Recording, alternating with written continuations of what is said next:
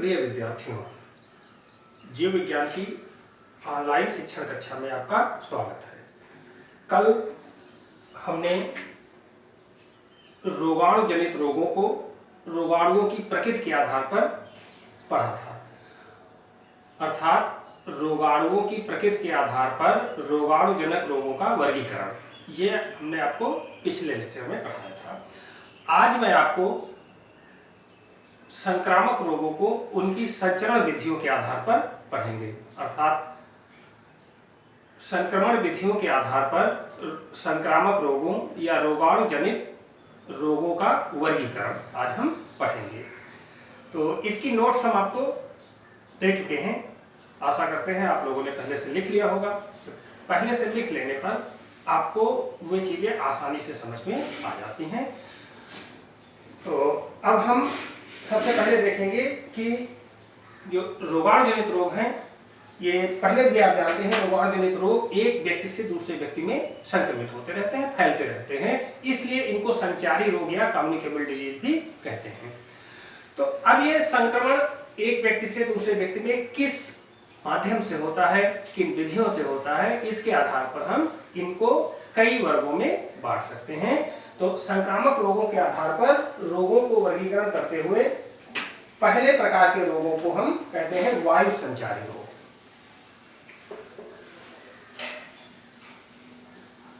संक्रामक रोगों के प्रकार संचरण विधियों के आधार पर।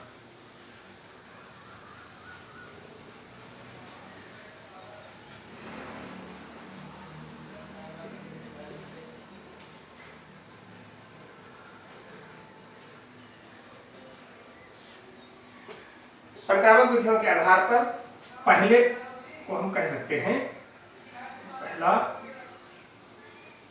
वायु संचारी रोग, या इनको आप कहेंगे एयरबॉर्न डिजीज। वायु संचारी रोग वे रोग होते हैं जिनके रोगाणु एक रोगी व्यक्ति से दूसरे स्वस्थ व्यक्ति तक वायु के माध्यम से फैलते हैं। इन रोगों के रोगाणु रोगी व्यक्ति की छींक, खांसी, उसकी सांस लेने से, उसके थूकने के साथ, बलगम के साथ हवा में निकल करके फैले रहते हैं, चाहे एयर बिंदुकों के साथ फैले रहते हैं या ऐसे फैले रहते हैं। और यही दूषित हवा जब कोई दूसरा स्वस्थ व्यक्ति इनहेलेंट करता है, श्वसन करता है उससे, तो उसके फेफड़ों तक पहुंच जाते हैं, जिससे उसके शरीर में संक्रमित हो जाते हैं। ये रोग प्रायः श्वसन संबंधित होते हैं, लेकिन यह आवश्यक नहीं है कि सारे वायु संचारी रोग श्वसन संबंधित ही हो। श्वसन के माध्यम से शरीर के अंदर प्रवेश किए गए रोगाणु दूसरे अंग तंत्रों को भी प्रभावित कर सकते हैं। इसके अंतर्गत ये वायु संचारी रोगों के अंतर्गत मुख्य रूप से तपेदिक, इसके अंतर्गत आने वाले रोग जैसे तपेदिक, जिसे आप ट्यूबरकुलोसिस या टीबी कहते हैं।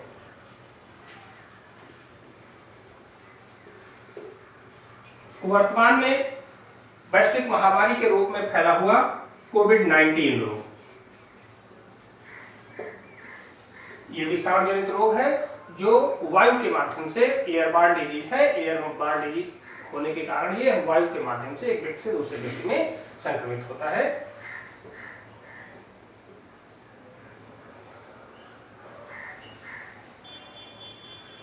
और अन्य रोग हैं जैसे इन्फ्लुएंजा,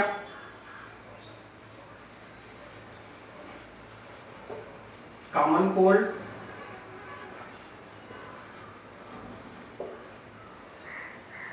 whooping cough,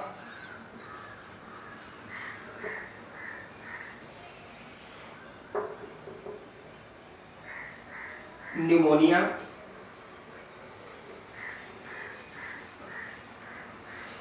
ये रोग जो है ये वायु के माध्यम से एक रोगी व्यक्ति से दूसरे संक्रमित व्यक्ति में संक्रमित होते हैं। तो अब दूसरे प्रकार के संक्रामक रोग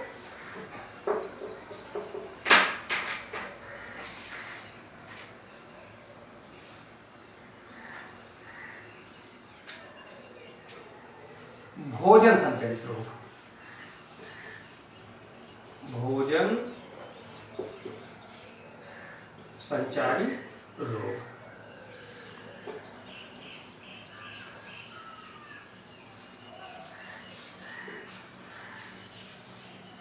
फूडबॉर्न डिजीज, वे रोग जिनके रोगाणु भोजन के द्वारा, चाहे वो दूषित भोजन के साथ या झूठे भोजन के साथ, इस तरह से भोजन के द्वारा एक रोगी व्यक्ति से दूसरे स्वस्थ व्यक्ति तक संचरित होते हैं, ऐसे रोगों को भोजन संचारी रोग कहते हैं।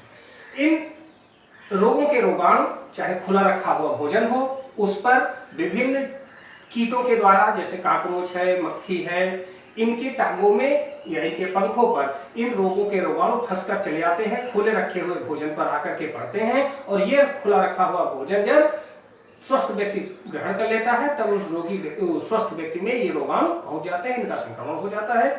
तो इस तरह से ये भोजन द्वारा संचरित, अथवा धूल के साथ खुला रखा हुआ भोजन धूल के साथ रोगाणुओं के जर्म या उनके बीजाणु आकर के इस भोजन को संक्रमित कर देते हैं और इसको खाने पर व्यक्ति संक्रमित हो जाता है। इसके अतिरिक्त देर तक रखा हुआ भोजन या पैकिंग किया हुआ भोजन, इनमें भी तमाम प्रकार के जीवाणु और कवक पनप जाते हैं। जो देर का रखा हुआ है, पैकिंग किया हुआ भोजन है, तो इनमें कवक और जीवाणु पनप करके इस भोजन को खराब कर देते हैं और उस भोजन को खाने पर इन रोगों का संक्रमण हमारे शरीर में हो जाता है। तो ऐसे रोगों को आप भोजन संचारी रोग कहेंगे, जो दूषित भोजन के कारण एक रोगी व्यक्ति से दूसरे स्वस्थ व्यक्ति में अथवा स्वस्थ व्यक्ति में बिना किसी रोगी व्यक्ति के ही पहुंच जाते हैं।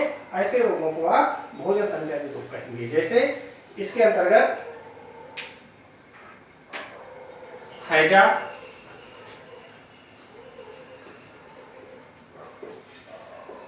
अमीबीपेचिस,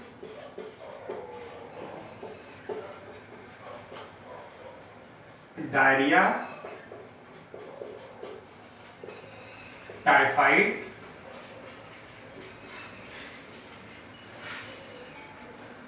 एक गलसुआ रोग होता है। इस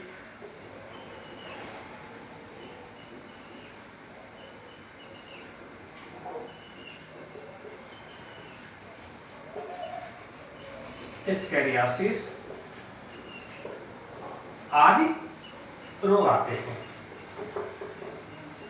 इन हैजा के जीवाणुओं को, जो इसका जीवाणु विब्रियो कॉलेराई होता है, इसको काकरोच और मक्खी अपनी टांगों में फंसा करके लाते हैं और भोजन पर डाल देते हैं, और ये उसी भोजन को खाने से व्यक्ति को ये रोग हो जाता है। अमीबीपेचिस को भी काकरोच और मक्खी ही लेकर के आते हैं। इसी तरह डायरिया, टाइफाइड, गलसुआ एक विषाणु जनित रोग होता है, मम्स जिसे कहते हैं। इसके विषाणु रोगी बच्चे के लार में पाए जाते हैं और उस रोगी बच्चे का जूठा भोजन खाने पर दूसरा बच्चा भी इससे संक्रमित हो जाता है। स्कैरियासिस में स्कैरिस के अंडे, मैमिलेटेड अंडे जो है भोज्य पदार्थों के साथ लगे रह जाते हैं। जैसे सब्जियां हैं, जो कच्ची खाई जाने वाली सब्जियां, इन सब्जियों के साथ लगे रह जाते हैं और उनको अच्छी तरह से धोए बगैर खा लेने पर बच्चों में इनका संक्रमण हो जाता है। तो इस प्रकार ऐसे रोग जो भोजन के द्वारा अनेक व्यक्तियों में संक्रमित होते हैं, फैलते हैं, इन्हें हम भोजन संचारी रोग कहते हैं। अब तीसरे प्रकार के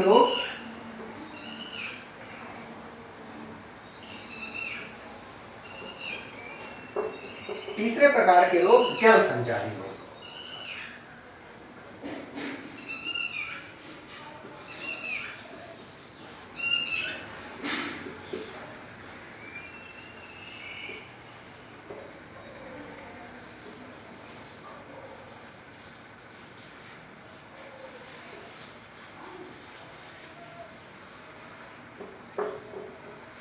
वे रोग जो जल के माध्यम से, जल में होकर के एक रोगी व्यक्ति से अन्य स्वस्थ व्यक्तियों में प्रसारित होते हैं, ऐसे रोगों को जल संचारी रोग कहते हैं।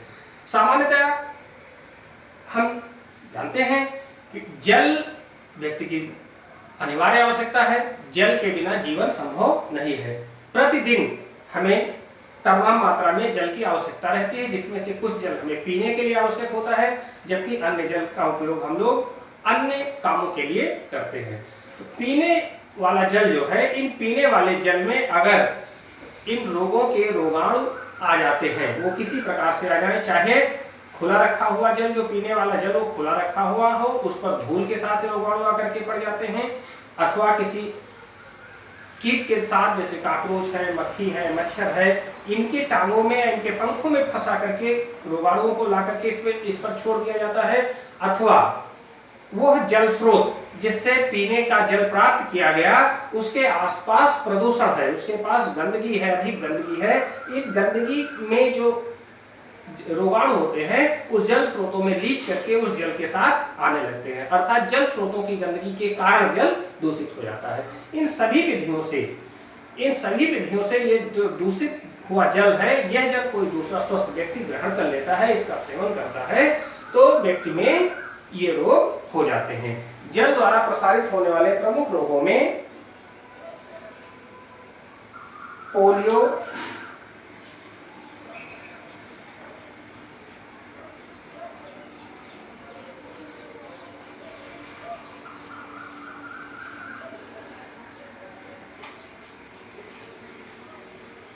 पोलियो,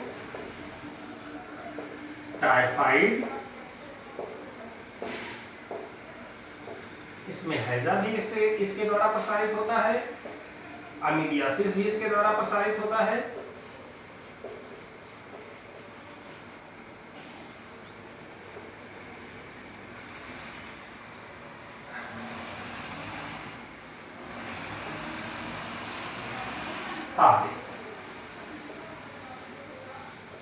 ये रोग दूषित जल के द्वारा स्वस्थ व्यक्तियों में संक्रमित होते रहते हैं। अब हम अगले प्रकार के रोगों में मृदा संचारी रोग पढ़ेंगे।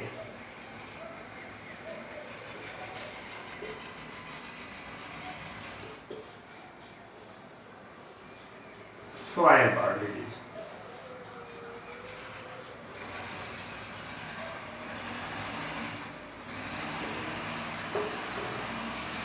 तमाम सारे रोगों के रोगाणु मृदा यानी मिट्टी में, भूमि में निवास करते रहते हैं।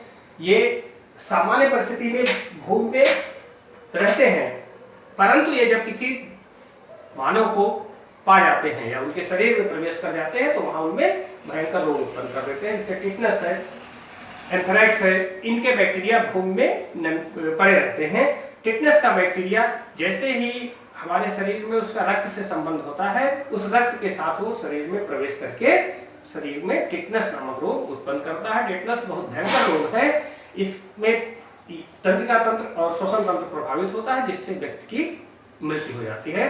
तो ये व्यक्ति सामान्यतः भूमि में पड़े रहते हैं। ये बैक्टीरिया जो है ये सामान्यतः भूमि में पड़े रहते हैं, लेकिन जब इनका किसी व्यक्ति के ब्लड से संपर्क हो जाता है, वो संपर्क कैसे हुआ, व्यक्ति कट गया, घाव है उसमें पहले से, वो मिट्टी में जा रहा है, या कट जाने पर उससे उस ब्लड निकला, उस ब्लड से इसका संपर्क हो गया, घाव से इसका संपर्क हो गया, तो इस व्यक्ति में इसका संक्रमण हो जाता है। और इस तरह से ये मृदा द्वारा संचरित होने वाले रोग हैं। इसके अलावा जैसे स्कैरिस है, स्कैरिस के मैमुलेटेड अंडे भूमि में पड़े रहते हैं। इस भूमि में बच्चे जो होते हैं वो मिट्टी को उठा करके खाते हैं, और इन मिट्टी के साथ इन मैमुलेटेड अंडों को भी वो अंतर्ग्रहित कर लेते हैं, जिससे उनमें स्कैरिस का संक्रमण हो जाता है। इसी प्रकार हुकवर्म होता है। हुकवर्म एक निमेटोड है, ये भूमि में रहता है। व्यक्ति जब नंगे पांव जमीन पर जाता है, तो उसकी जो पैर की उंगलियों के बीच में, ये छेद करके उसमें एंटर कर जाता है, और इससे ब्लड स्ट्रीम में प्रवेश कर जाता है, और इससे उसका संक्रमण हो जाता है। तो ये रोग जो मृदा के द्वारा या मिट्टी के माध्यम से रोगी व्यक्तियों से स्वस्थ व्यक्तियों में अथवा मिट्टी से स्वस्थ व्यक्तियों में संक्रमित होते हैं, इन्हें हम मृदा संचारी रोग कहते हैं। मृदा संचारी रोगों में मुख्यतया एंथ्रेक्स, एस्केरियासिस, पिनवर्म, ये सबसे पहला जो महत्वपूर्ण रोग है इसका टेटनस।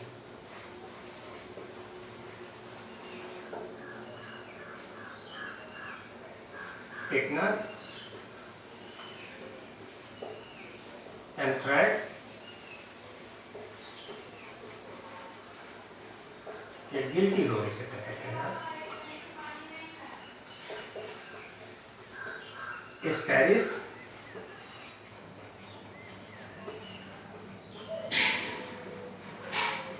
इसके रोग को एस्केरियासिस कह देते हैं। और पिनवर्म इन्फेक्शन, हुकवर्म इन्फेक्शन,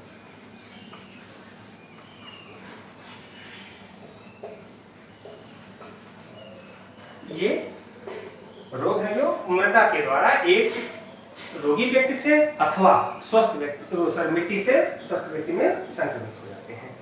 अब अगले प्रकार के रोगों में हम पढ़ेंगे स्पर्श संचारी रोग। अनेक रोग ऐसे होते हैं। पांचवा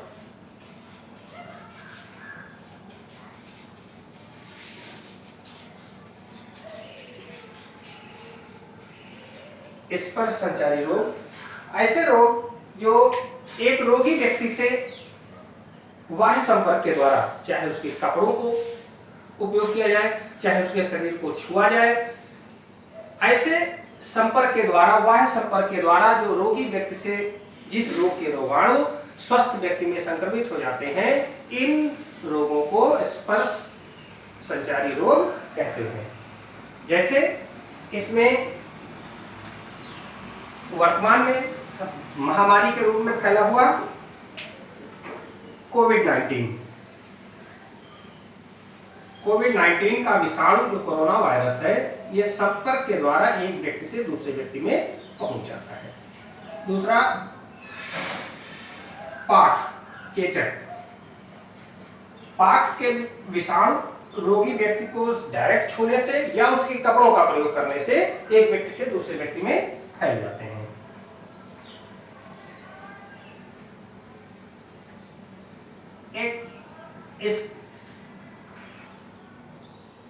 स्कैबीज या खुजली रोग कह सकते हैं आप।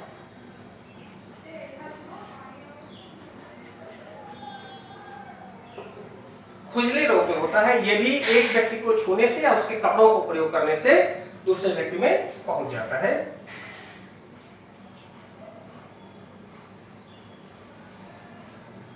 लेप्रोसी,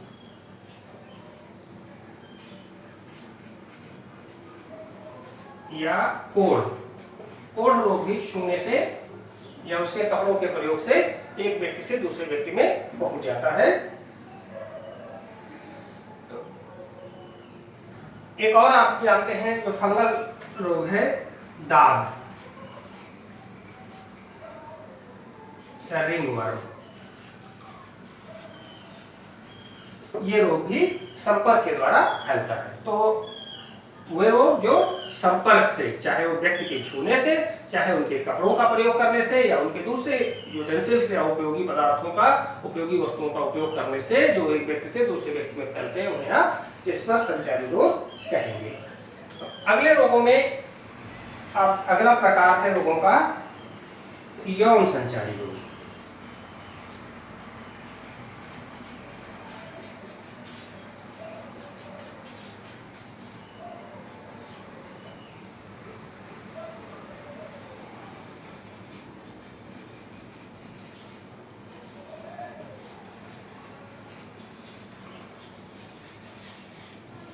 सेक्सुअली ट्रांसमिटेड डिजीज या शॉर्ट में आप एसटीडीज कह सकते हैं। इसके अंतर्गत उन रोगों को सम्मिलित किया जाता है जिन रोगों के रोगाणु एक रोगी व्यक्ति से, एक संक्रमित व्यक्ति से लैंगिक संपर्क के द्वारा दूसरे स्वस्थ व्यक्ति में पहुंच जाते हैं। इन रोगों को आप यौन संचारी रोग या लैंगिक संपर्क संचारी रोग कहेंगे। इसके अंतर्गत मुख्यतया जो उन रोगों को रखा जाता है जिन रोगों के रोगाणु सामान्यतया या प्रायः व्यक्ति के लैंगिक अंगों को, जननांगों को प्रभावित करते हैं, संक्रमित करते हैं। इनके रोगाणु उनके जननांगों में परजीवी के रूप में रहते हैं और वहीं से जब वो लैंगिक संपर्क स्थापित करते हैं तो एक व्यक्ति से दूसरे व्यक्ति में फैल जाते हैं या संक्रमित हो जाते हैं। ऐसे रोगों में मुख्यतया जो HIV या एड्स कह सकते हैं आप, एड्स, हर्पीज, गोनोरिया, सिफिलिस,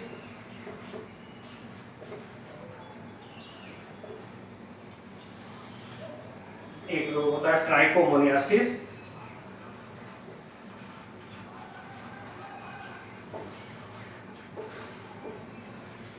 आदि रोग, ब्रुसेलोसिस एक रोग होता है जो हैबिचुअल एबॉर्शन होता है इसमें। तो इस प्रकार के ये रोग जो है वो इनके द्वारा फैलाए जाते, लैंगिक संपर्क के द्वारा फैलते हैं। तो यदि व्यक्ति लैंगिक संपर्क में सावधानी, सुरक्षा, सफाई और इन चीजों का ध्यान नहीं देता है तो उस व्यक्ति में लैंगिक रोग होने की, यौन संचारी रोग होने की संभावना बढ़ जाती है। अगला प्रकार हम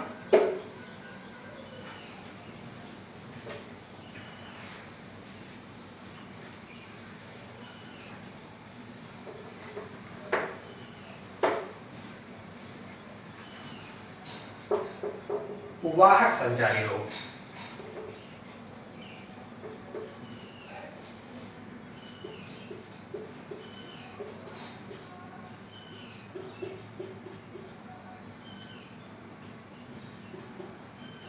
वेक्टर,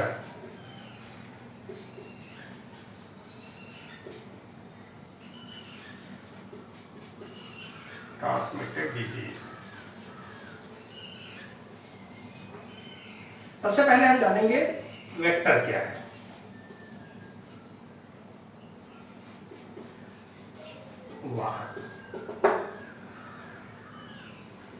वाहक या वेक्टर वह जीव होता है जो किसी रोग के रोगाणु को एक रोगी व्यक्ति से दूसरे स्वस्थ व्यक्ति तक ले जाने का कार्य करता है, अथवा रोगाणु के स्रोत से रोगाणु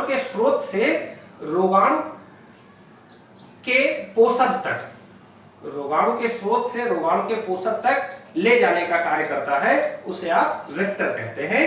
वेक्टर कीट हो सकता है, वेक्टर कोई दूसरा जंतु हो सकता है, वेक्टर पादप हो सकता है, लेकिन सामान्यतः पादप वेक्टर के रूप में नहीं ही होते हैं। पादप रोगों के लिए कुछ होते हैं वेक्टर की तरह, लेकिन सामान्यतया कीट और अन्य जंतु होते हैं जो इन रोग के रोगाणुओं को एक चाहे रोगी व्यक्ति से दूसरे स्वस्थ व्यक्ति में ले जाएं अथवा उनके स्रोत से उस व्यक्ति के संपर्क तक ले जाएं, जिसके कारण वो व्यक्ति संक्रमित होकर के उससे रोगग्रस्त हो जाए।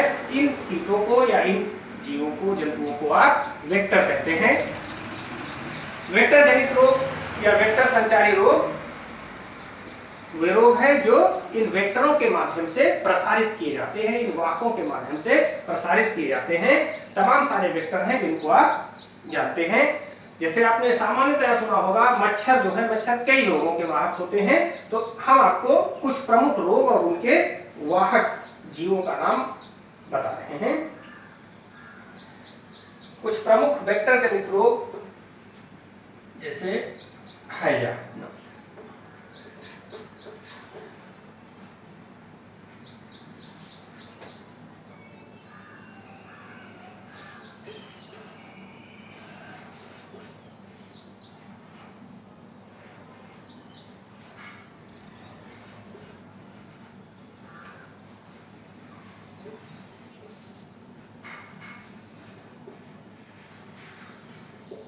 हैजा का रोग का नाम हो गया,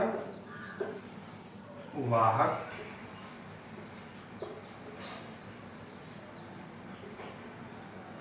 और संक्रमण विधि किस प्रकार संक्रमित करता है। पहला रोग हैजा या कालरा, इसका वाहक होता है घरेलू मक्खी और काकरोच। और ये काकरोच और मक्खी जो है ये इसके जीवाणु को ला करके रोगी को स्वस्थ व्यक्ति के भोजन पर रखे हुए भोजन और जल को दूषित कर देते हैं।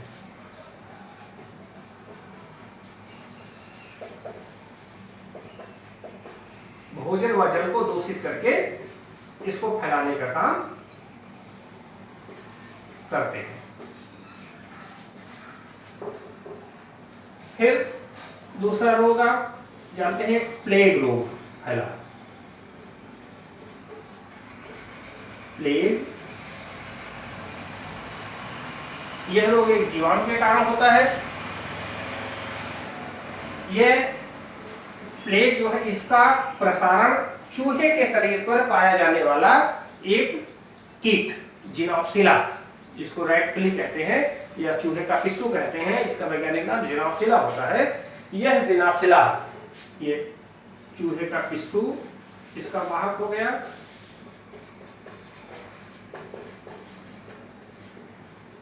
यह सामान्यतः चूहों के शरीर पर रहता है पिस्सू, लेकिन जिस स्थान पर चूहे मरने लगते हैं चूहों को भी इस प्लेग का संक्रमण हो जाता है। और जब चूहे मरते हैं तो उन चूहों के शरीर से उड़ करके ये चूहे का पिस्सू फिर वहां रहने वाले मनुष्यों के शरीर पर जाता है और उनको बाइट करता है, उनको काटता है। और इसके काटने के साथ, इसके बाइट के साथ ही इस प्लेग रोग का जीवाणु मनुष्य के शरीर में संक्रमित हो जाता है और मनुष्य को भी ये रोग हो जाता है। तो इसके काटने से ये फैलता है।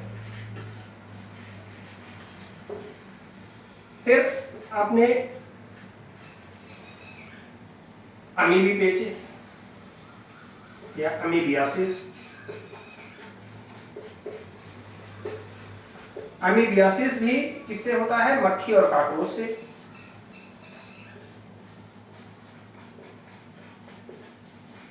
ये भी भोजन को दूषित कर देते हैं, भोजन और जल को दूषित कर देते हैं। फिर आपने मलेरिया रोग का नाम सुना होगा। मलेरिया रोग का वाहक मादा एनाफिलीज मच्छर होता है।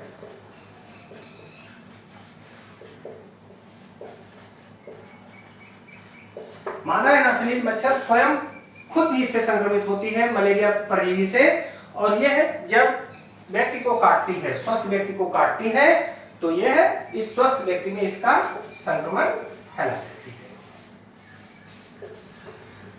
अर्थात मादा एनाफिलीज मच्छर पहले रोगी व्यक्ति को काटेगी तो इसके शरीर में इस मलेरिया परजीवी यानी प्लाज्मोडियम का संक्रमण हो जाता है, और जब यह संक्रमित हो जाती है और दूसरे फिर स्वस्थ व्यक्ति को जाकर के पुनः काटती है तो इसकी लार से यह मलेरिया परजीवी निकल करके उस स्वस्थ व्यक्ति के शरीर में प्रवेश कर जाते हैं और उसको मलेरिया का संक्रमण हो जाता है। इसी तरह फाइलेरिया,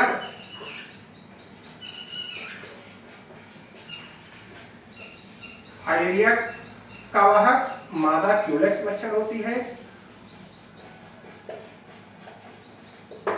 यह मादा क्यूलेक्स मच्छर पहले रोगी फाइलेरिया रोग से रोगी व्यक्ति को काटती है और इसमें इसका संक्रमण हो जाता है। इसी तरह फिर दूसरे सामान्य व्यक्ति या निरोगी व्यक्ति को काटती है जिसको इसका संक्रमण हो जाता है।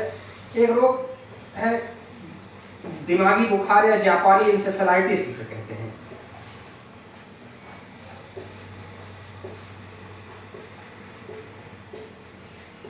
एक विषाणु जनित रोग है, यह भी मादा क्यूलेक्स के द्वारा प्रसारित किया जाता है। यह मादा क्यूलेक्स मच्छर एक रोगी व्यक्ति को काट करके या दूसरे संक्रमित व्यक्ति को काटती है तो उसको भी जापानी इंसेफेलाइटिस हो जाती है। इसी तरह से अनेक रोग हैं, वेक्टर जनित बहुत सारे रोग हैं जिनका जो वेक्टर के द्वारा संक्रमित होते रहते हैं। हाँ, इतना और जान लीजिए, वेक्टर भी दो तरीके के होते हैं। कुछ वेक्टर ऐसे होते हैं जो केवल रोग के रोगाणुओं को उनके स्रोत से नए व्यक्ति तक पहुंचाने का काम करते हैं, वे खुद संक्रमित नहीं होते हैं। अर्थात वे रोगाणु के अल्टरनेटिव होस्ट नहीं होते हैं, वो रोगाणु के परजीवी नहीं होते हैं। जैसे हैजा और अमीबियासिस के जो वाहक है मक्खी और काकरोच, ये खुद इसके रोगाणु से प्रभावित नहीं होते हैं, अर्थात ये इनके पोषक नहीं है, बस इनको ले जाने का काम करते हैं। जबकि दूसरे प्रकार के वाहक वे वाहक होते हैं जो उन रोगों के रोगाणु को ले जाने के साथ साथ उन रोगों के रोगाणुओं को ले जाने के साथ साथ वे खुद उन रोगाणुओं के पोषक की तरह कार्य करते हैं। जैसे आपने देखा फाइलेरिया और मलेरिया का जो परजीवी है, मादा एनाफिलीज और मादा क्यूलेक्स मच्छर, ये स्वयं भी उसके होस्ट होते हैं और ये स्वयं उससे संक्रमित हो जाते हैं। इसी प्रकार एक रोग होता है रेबीज, जो कुत्तों से मानव में फैलता है। तो पहले ये रोग जो है कुत्तों में, ये विषाणु रेबीज वायरस जो होता है ये कुत्तों में फैल हो जाता है और वो कुत्ता खुद इससे प्रभावित होता है, और वो प्रभावित कुत्ता जब दूसरे स्वस्थ मनुष्य को काट लेता है तो उस मनुष्य में रेबीज का संक्रमण हो जाता है। तो इस तरह से वाहक दो प्रकार के होते हैं। एक वो वाहक जो केवल रोगाणु को ले जाने का काम करते हैं, वे खुद उसके पोषक नहीं होते हैं, वो खुद उससे प्रभावित नहीं होते हैं। जबकि दूसरे प्रकार के वाहक वे वाहक जो खुद ही उस रोग से प्रभावित होते हैं, उसके पोषक होते हैं, वे उनको पोषण प्रदान करते हैं या उनके जीवन चक्र की, उन रोगाणुओं के जीवन चक्र की एक अवस्था उनमें पूर्ण होती है और वे दूसरे व्यक्तियों तक, जब वो दूसरे स्वस्थ व्यक्तियों तक उनको पहुंचाते हैं तो उसकी दूसरी अवस्था को उसमें ट्रांसफर करते हैं, उसमें ट्रांसमिट करते हैं। ये दूसरे प्रकार के वाहक, जिनमें जो खुद उनके अल्टरनेटिव होस्ट होने के साथ साथ उनको ले जाने का कार्य करते हैं। तो इस तरह हमने आपको संक्रामक रोगों को उनकी संक्रमण विधियों के आधार पर पढ़ाया। अब अगले लेक्चर में हम आपको कुछ पहले रोग विज्ञान से संबंधित कुछ प्रमुख शब्दावलियां इनको पढ़ाएंगे, फिर आगे बताएंगे। धन्यवाद।